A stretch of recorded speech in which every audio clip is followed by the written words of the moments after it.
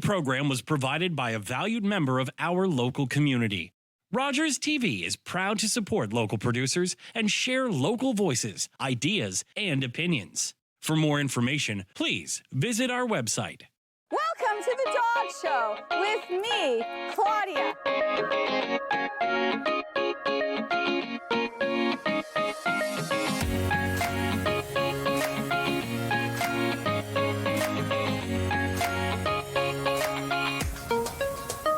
Hey everybody, it's Claudia. I'm here with dog trainer extraordinary Maggie Burt. Hey Maggie.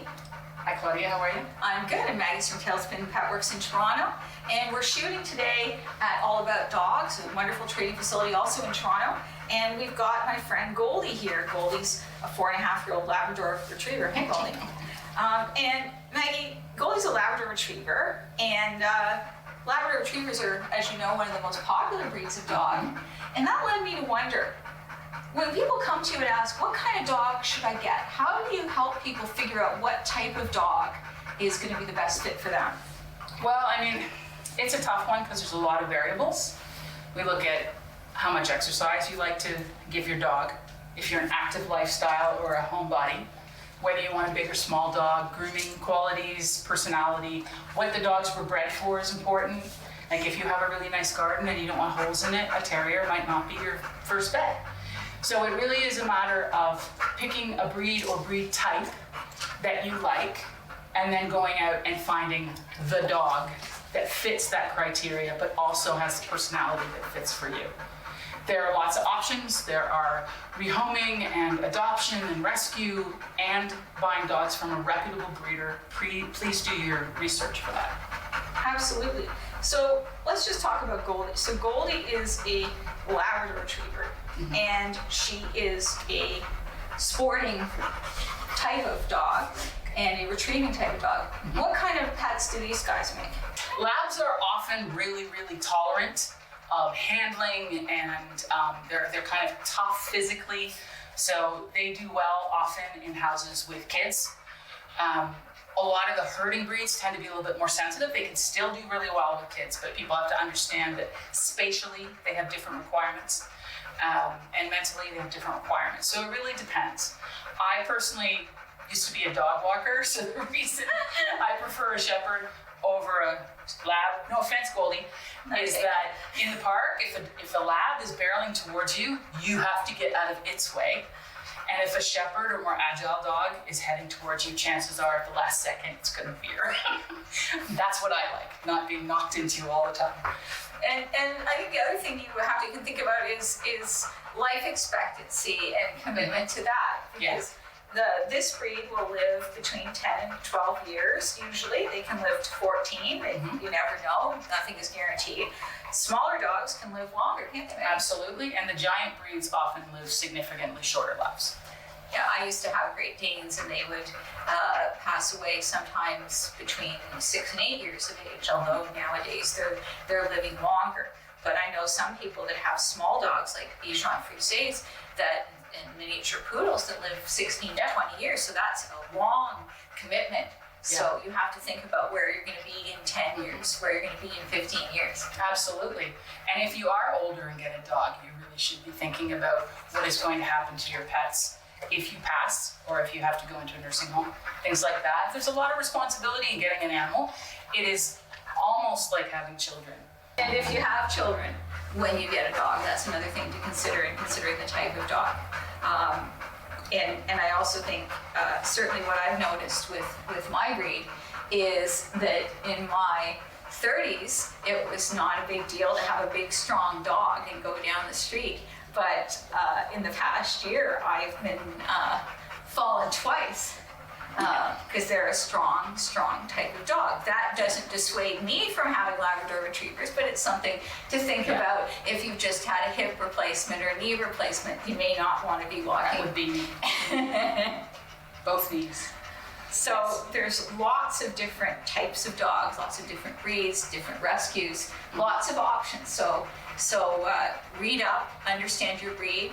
So today with Goldie, what we thought we might, and this is nice, Goldie's offering a sit to Maggie because Maggie had food previously. So Goldie, I thought one of the things that challenges me with a Labrador Retriever is walking. And it's something we all want to do with our dogs, go on these nice walks with the dog on leash, busy streets sometimes, or in the country. And it would be nice if they'd walk with us. Okay, so we're gonna start with the codicil that loose leash walking is not easy for dogs. They can't learn it immediately. You need to work on it a lot under different distractions. So you can't expect your 3 or 4 month old puppy to be walking on a loose leash, or even your 10-month-old puppy regularly. So just so you know, it takes a while. The way that I like to teach walking on a leash is I use the 1, 2, 3 game from Leslie McDevitt's Control on Leash. Okay. Okay, How does so that what work? that looks at, you start with, you're gonna say 3, give a cookie, 2, 3, give a cookie, 1, 2, 3, give a cookie. And then you're gonna start walking, and while you're walking, you're going to count. 1, cookie, 2, cookie. I know she's like, are you throwing a cookie on the floor? 3, cookie. And then you're gonna start over. The whole time you are reinforcing in the space that you want your dog to be. Does that make sense? Yes. Okay, give it a try. So I go 3, 3, and then I go 2, 3. 2, 3, and then I go 1, 2, 1, 3. 2, 3. Oh, it's harder on me than it is on Goldie. 1, 2, 3. Yes. Just do 2 Cookie once. comes on 3. Now, generally you would do more repetitions of each number. Some dogs you can just do 1, 2, 3 period and give the cookie at 3. It really depends on the dog. All So right. you're gonna get up and you're gonna start walking back and forth. All right. You're gonna say 1, 2, and on 3, she's gonna get the cookie. Let's All see right. how it goes. Goldie. 1, 2, 3. Good. Try to keep walking 1. when you do the 3. I can't do 2 things at once. I know. 1, 2, 3. Good job. 1, 2, 3. Oh, Nice. 1, 2, 3. Good. 1, 2, 3. So this is a really nice way to keep your dogs focused on you. One. And you can build duration by putting more time between your 1, 2, and 3. 1, Or theoretically, you keep counting, but I 2. find it easier to do 3 picks the cookie. 3. It's really quite simple, and 1. it's very handy for a lot of things. 2, 3. 3. Nice. And we'll Very break up. nice. Well, nice job, Goldie. Good girl. And then we give some praise in between. And there's a word that people often use for walking with the dog. So that was loose leash walking. And then there's something called healing. What does that mean? Healing is teaching your dog to walk at heel, which means their shoulders are equal, give or take a few inches, with the side of your knee and your heel. If you're gonna do it for obedience training and sports, usually it's on the left side. That's just the tradition. It doesn't really matter with a pet dog which side you want them to do it on. But honestly, a heel is only needed for very short periods of time. If you're going through traffic or that sort of thing. I gotcha. So I've got Goldie in the sitting position. Yes, And maybe we can see what a real heel looks what like. a real heel looks like. All right, go for And it. so what I'm gonna do, I'm cheating. I've got a little piece of cheese in my hand, and I'm gonna put my hand in the heel position. Which, if you're doing a competition, obedience competition, this is what you want. You want the dog looking up towards you, which Goldie's giving me good eye contact, so I'll give her a yes for that. And then you step forward with your left foot. Oh, Which so tells Goldie them you step can forward. move. Yes. Goldie. Heel. Nice and girl, you can talk to her. In a competition, I can't talk to her, but I can talk to her. In rally obedience, you can talk. In regular obedience, you can't. So I'm gonna say, Goldie, what a good girl. Yes, it's a good girl. Good work, Goldie. Good work. And yes. Excellent. So that is healing. So if you do dog sports or you do rally obedience, teaching a heel can be important for that. But most pet dogs don't need a heel. They just need to know not to pull their owner down the street. Yeah. And again, what you're seeing, now Goldie's offering another behavior, which is sitting up. And I'm not going to reward that. If I ask her, sit up, I'll reward it. Good. And she's going to see if she can put my leather pants. That's all. A little bit crazy. And so one of the It's things working is fun, and then I get Good girl. excited. Good. See, So that's the other thing is you want to give your dog the opportunity to break it off and relax. I'll let her go between my legs, and then I'll keep talking to her. Because what Goldie's upset about, I think, is that I was giving her all this attention, and then I stopped giving her attention to talk with Maggie, and then she gets a little crazy. And so now, by talking to her, and that's something to work on. So if you've seen Goldie in other episodes, you've seen that Goldie sometimes does get a little excited. And every dog is different. And so with Goldie, I'll give her that attention. But I'm also going to work on getting Goldie to not be so demanding of attention so that I can go have coffee with friends, we can have company, and I don't have to always be doing this kind of thing. Yeah. So Maggie Burt, Tailspin Pet Works, thank you so much for being on the show You're today. very welcome. We learned a lot. Good girl. Good girl, Goldie. Hey everybody, I'm here again with Dr. Alan Poon from Mariposa Veterinary Hospital. Hi, Dr. Poon, how are you? I'm good, Claudia. How are you? I'm just great. Good. So I wanted to talk today about diet and what is the best thing we can be feeding our dogs and what are the pros and cons of different types of diets. And I wanted to talk about that first, starting with the whole controversy of commercial dog food, the kibble that I grew up feeding our dogs that we fed for say 20, 30 years versus a movement that started some years back around feeding raw food, particularly raw meats. Like you said, it is quite a controversial topic. There are still a lot of debate and discussion about the pros and cons. But like it is for humans as well, nutrition is one of the cornerstones of preventative health. If we know that if we feed our pets well from the get-go and have a complete set of nutrition, then their health is going to be better. And it means that, not that we don't like seeing you guys, but it means maybe less visits to the vet, especially if their health nutritionally is up to par. And that is going to be where sort of the risks and the dangers of raw food start with, is that it's uncooked. So there is going to be some level of bacterial contamination associated with that. And the risks are then transferred to the dog's gut as well as to the human owners as well. So especially for homes that have young children or immunocompromised individuals, all it takes is a dog to lick their face, and that's going to be a significant source of human disease as well. There are a lot of organizations, namely the Canadian Veterinary Medical Association, the American Veterinary Medical Association, and even the World Small Animal Veterinary Association, all have position statements indicating that raw food is not ideal and that it is advised against feeding raw. If it's something that you absolutely want to do, then it's worthwhile to have that talk with your veterinarian to make sure that you're not just feeding raw meat and your pet is getting a complete balanced diet. So the meat wouldn't be enough on its own. The meat's not going to be enough. A lot of pet owners and dog owners have heard in the past say that they want to feed their dog back to its original wolf and coyote roots, which is a little bit funny because dogs have evolved for many generations after wolves, and their gut bacteria aren't necessarily capable of handling a full raw diet load anymore. That's similar to us saying that we're going to be eating like Neanderthals and eating raw meat that's barely cooked over a fire. Oh, there is that diet, and I'm not doing it, but there are people that want to do that, and it's interesting. Yeah. Diet, like we were saying, it's the cornerstone of health.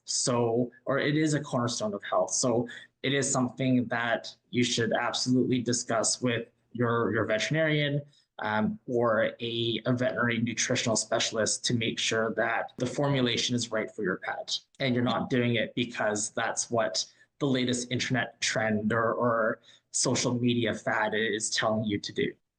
What I would really like to hear from you is from a veterinary perspective, what is it that would make up a healthy, balanced diet for a dog in today's world?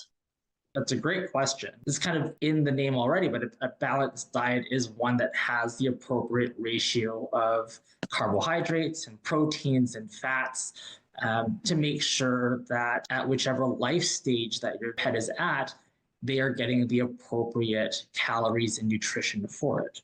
So, for example, if you have a young growing puppy, they're going to need a higher amount of calories and a higher amount of certain vitamins and minerals compared to an adult dog that is eating for maintenance or management.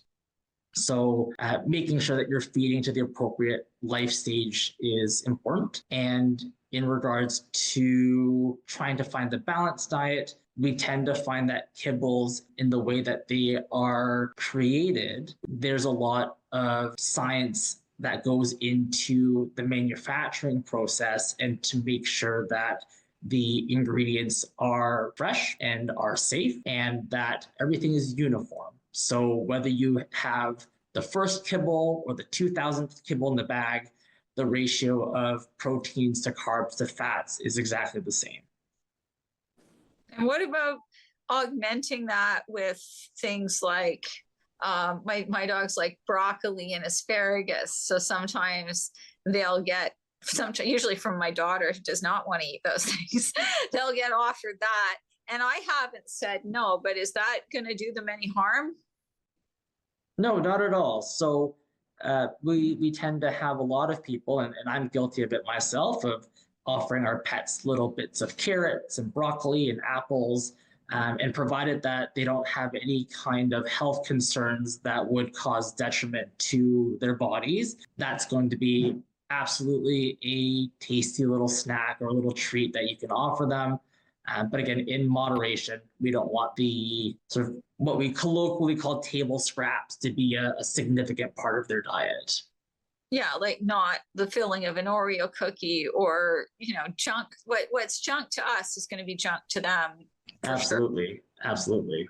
How do we know how much we should feed our dogs every day? Because there was a study done actually in the UK where they asked people who had obese dogs, how much they were feeding the dog, and everyone vastly underestimated how much they were feeding their dogs, and a lot of people didn't even measure the food.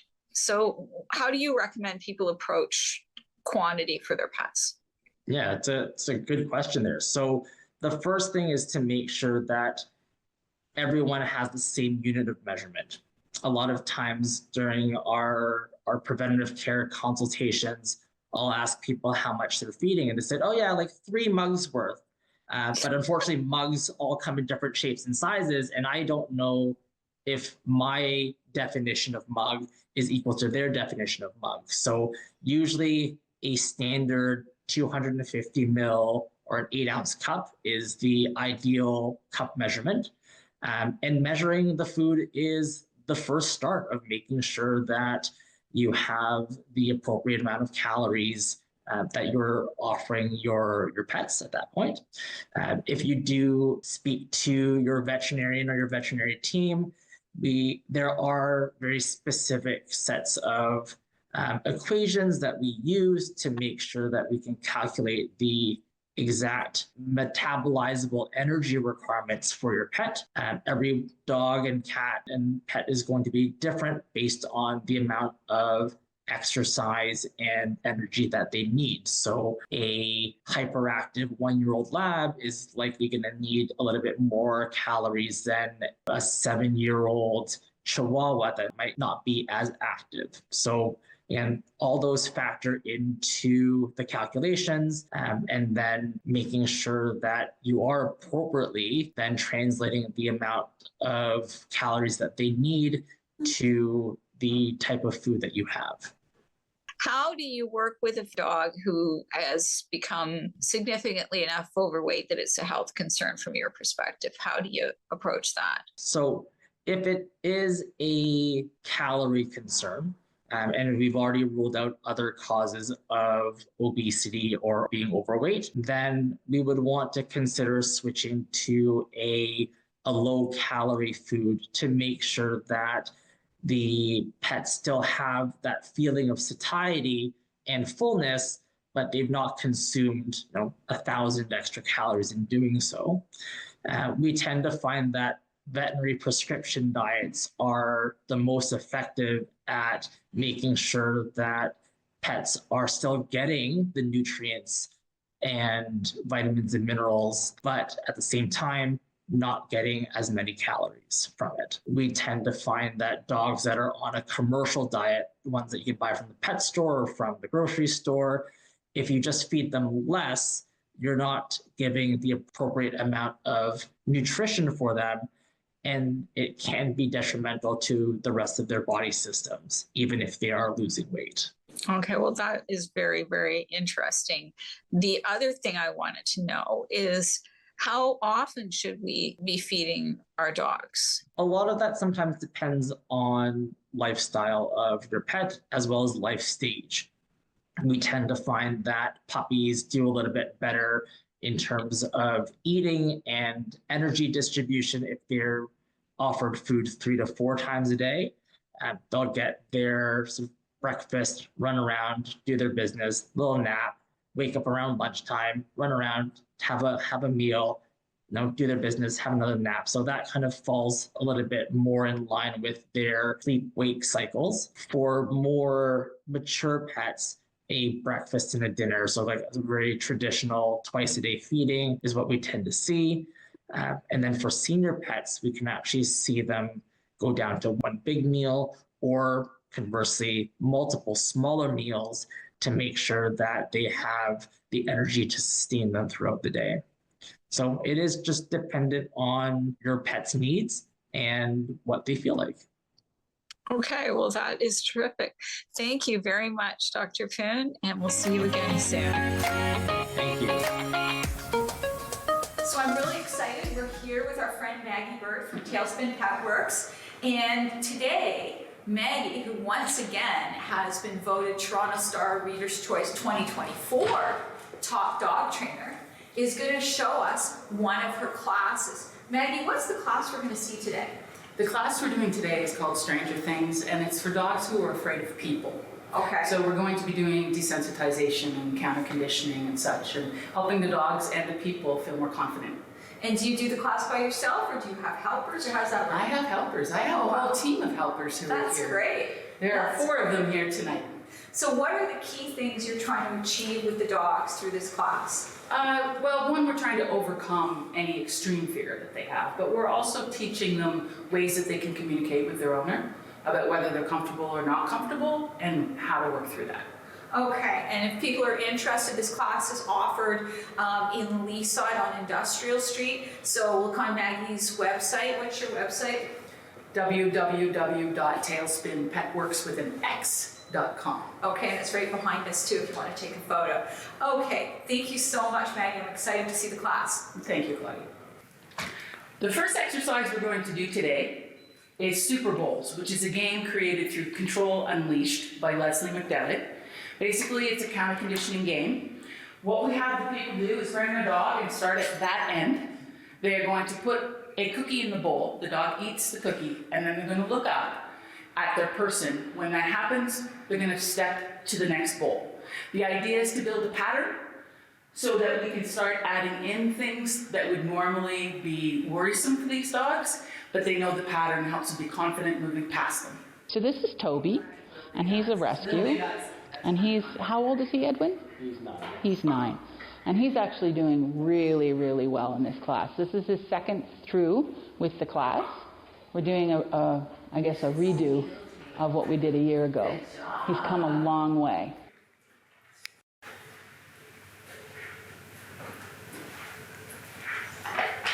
Yes. Good, very nice. See where you are.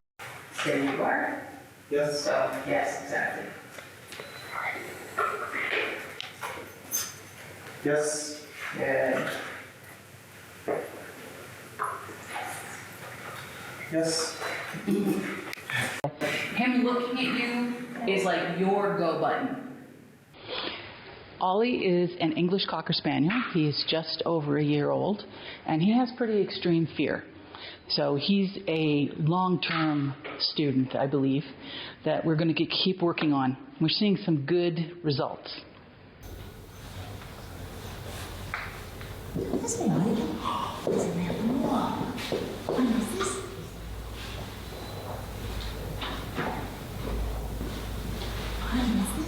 Oh, yeah. Hands. There. This way. It's in there.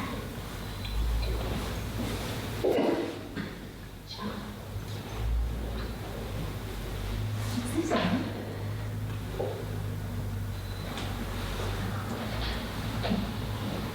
No. Let him go back in. Hey. Yeah. We can do the back and forth. If he asks to go back into a safe space, he's allowed to go. Give him a second to kind of collect himself, and then we'll move back out.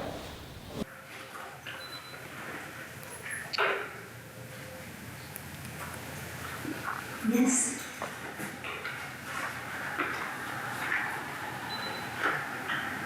Yes.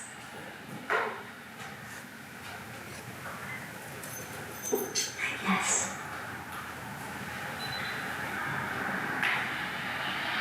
Yes. Yes. Excellent. One more set. Okay, go back in. Unless he chooses to do. Yeah. This is Nugget, and she's around 2 years old. She's a Boston Terrier. Her fear is not as extreme as some of the other dogs, and she's working really well through this program. Yeah. Okay, we just say hello, everybody. Yes. Yes. Excellent. Girl. So the dog looks at the person, and the person takes that as a signal to go to the next one. So it's almost like a go signal, the eye contact. So both the human and the dog are participating in the pattern. So for her, we're marking and rewarding when she approaches the object. No pressure. Yeah. Yeah, we'll take that. That's the fun of shaping. Oh, she says, are we playing the game with the lady? Ah.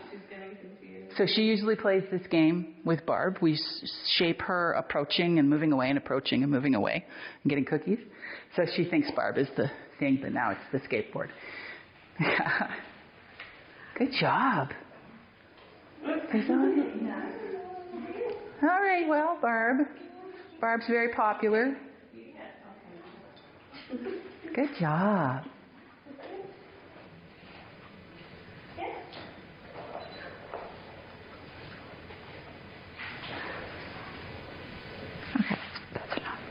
So the work that Maggie's doing with these dogs is really, really important. It requires an awful lot of patience because when we watch it, it's not like teaching the dog to sit or lie down where we see a result really, really quickly. They're looking for really small, gradual, incremental changes before the dog becomes fearful. So they let the dog choose how far it's able to go, and they don't exceed, and the word Maggie's using is threshold. They don't exceed the threshold of where the dog is comfortable. So they're allowing the dog to make progress in a safe space before it becomes afraid. And that's why this method is so effective, but it's baby steps. And it's really exciting to see the dogs making the progress today. So we've had a great time with Maggie and her students at Tailspin Cutworks. Thank you so much, Maggie, for having us. Well, thank you for coming in and seeing us. Well, we'll see you again soon. Great. Have a great day, everybody. Bye-bye.